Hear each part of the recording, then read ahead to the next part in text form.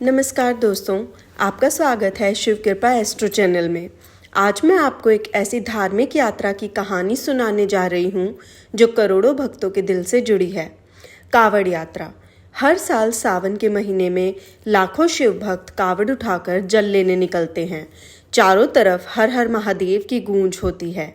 लेकिन क्या आपने कभी सोचा है ये कावड़ यात्रा आखिर शुरू कैसे हुई? इसकी शुरुआत कैसे हुई? क्यों लोग इतनी कठिन यात्रा करते हैं?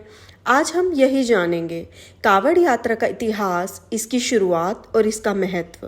तो चलिए शुरू करते हैं। दोस्तों, कावड़ यात्रा का सबसे पुराना उल्लेख हमारे पुराणों और पौराणिक कथाओं में मिलता है। कहा जाता है समुद्र मंथन के समय जब देवताओं और असुरों ने मंथन किया तो उसमें सबसे पहले हलाहल विष निकला। वो विष इतना जहरीला था कि पूरी सृष्टि के विनाश का खतरा पैदा हो गया। देवता और असुर दोनों डर गए, कौन इसे धारण करेगा? तब सभी भगवान शिव के पास गए और प्रार्थना की कि वे इस विष को अपने कंठ में रख लें।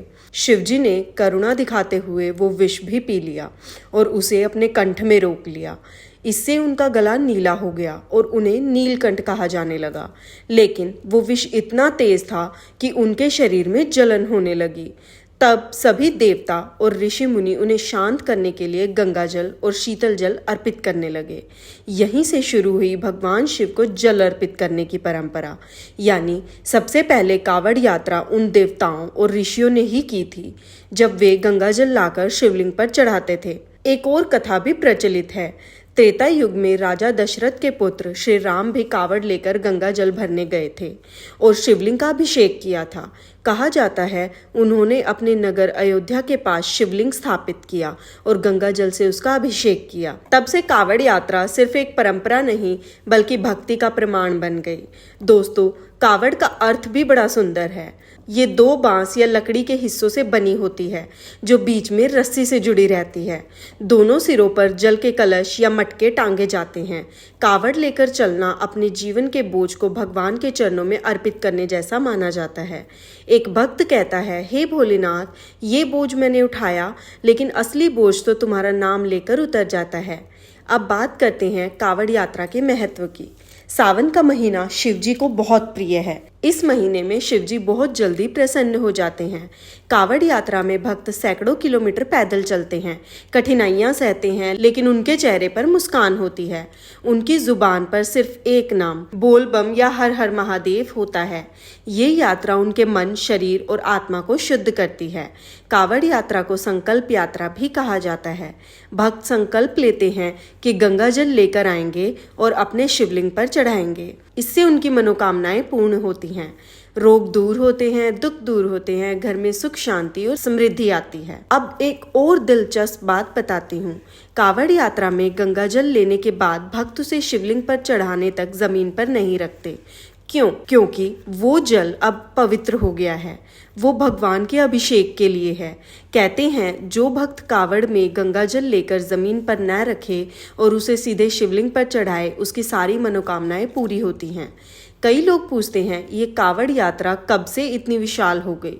दोस्तों, पुराने समय में ये यात्रा गांव-गांव तक सीमित थी। लोग पास के गंगा घाट से जल भरकर अपने गांव के मंदिर में शिवलिंग पर चढ़ा देते थे। लेकिन जैसे जैसे समय बदला, ये यात्रा उत्तर भारत में बहुत लोकप्रिय हो गई।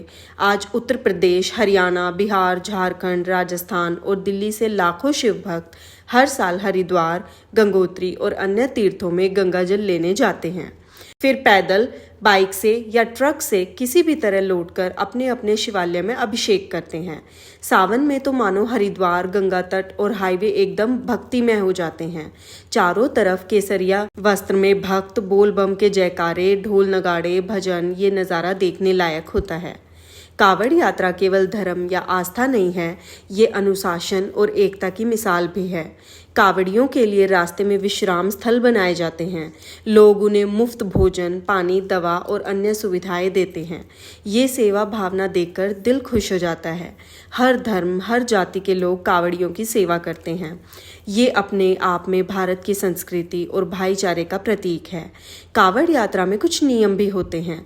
भक्त यात्रा के दौरान नशा नहीं करते, शुद्ध और सात्विक भोजन करते हैं, झूठ नहीं बोलते, किसी से लड़ाई नहीं करते और हर समय भगवान शिव का नाम लेते हैं। ये यात्रा आत्मशुद्धि का सबसे बड़ा अवसर मानी जाती है। दोस्तों, कावड़ यात्रा सिर्फ शिव को जल चढ़ाने का नाम नहीं है, ये भगवान शिव के प्रति अपने प्रेम और समर्पण का इजहार है। ये यात्रा हमें सिखाती है कठिन रास्ते भी आसान हो जाते हैं जब हम भगवान का नाम लेकर चलते हैं। ये बताती है बोझ चाहे कितना भी हो, अगर उसे ईश्वर के चरणों में अर्पित कर दें तो वो हल्का हो जाता है। कावड़ यात्रा में भक्त अपने सारे दुख, पाप, चिंता छोड़ कर लौटते हैं नए जीवन की शुरुआत के साथ। तो दोस्तों, इस सावन अगर आप कावड़ नहीं भी उठा पाते तो भी शिव जी का नाम का स्मरण करें, उन्हें जल अर्पित करें, उनके मंत्रों का जाप करें। ओम नमः शिवाय, बस यही मंत्र आपके सारे दुख हर लेगा। उम्मीद है आज की ये जानकारी आपको अच्छी लगी होगी। अगर पसंद आई हो तो वीडियो को लाइक करें, शेयर करें और चैनल शिव कृपा एस्ट्रो को सब्सक्राइब करना ना भूलें।